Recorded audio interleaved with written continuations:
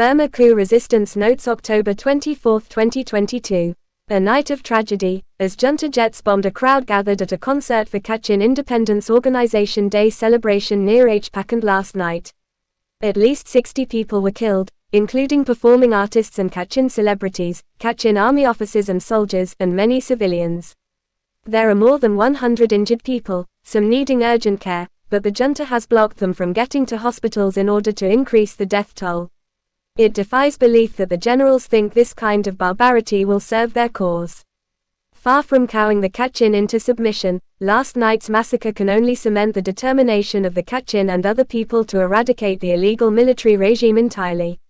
Meanwhile, not a single international ally or organization has made any move to implement a no-fly zone or otherwise stop the slaughter of civilians by Burma's terror regime.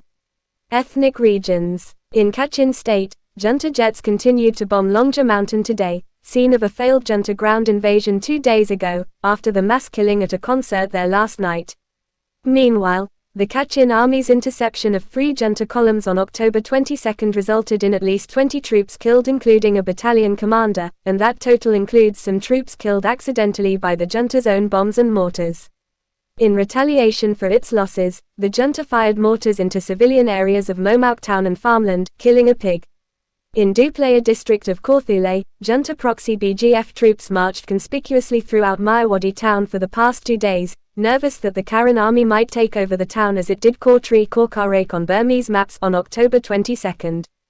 Karen army commandos and the Angry Bird drone rangers PDF dropped bombs yesterday on the urban police station in Kortri, a day after junta forces reoccupied the town following the Karen army's surprise attack. The drone bombs killed 3 troops. Meanwhile, the junta's jet bombing of the township continued for a 3rd day today. The casualty toll from the Karen occupation of Kortri is 26 junta troops killed and 12 wounded, 3 Karen soldiers killed and 7 wounded, 1 civilian, a monk, was killed by junta gunfire, and 16 civilians were injured, mostly by jet bombing. Junta army desertions. A junta soldier escaped from his battalion in Mobi in Karenni area yesterday and turned himself into the Karenni Defense Forces in Hpakant township. This soldier came without weapons. Junta Scorched Earth Village Terrorism Campaign. A junta Payu Sorhiti terror squad attacked and burned 3 villages in Kantbalu township today, prompting residents of 9 villages in the area to flee into the bush as refugees. People's Defense Forces PDFs. In Magwe region, junta troops were inspecting a road intersection in Pakoku township yesterday for PDF bombs. There was 1, and it killed 2 of them. In Bago region, local Payu Sorhiti terrorist leaders were assassinated yesterday in Yetashe and Hpakant townships by PDFs there. Meanwhile, junta troops kidnapped and tortured 4 people in War Township for the crime of belonging to the majority NLD political party or working for the Electoral Commission during the last legitimate government. One of them died from his injuries. In Mandalay region, a PDF in Myanchan township blew up a junta-owned gas pipeline there. It took 2 bombs yesterday and the day before to rupture the pipeline.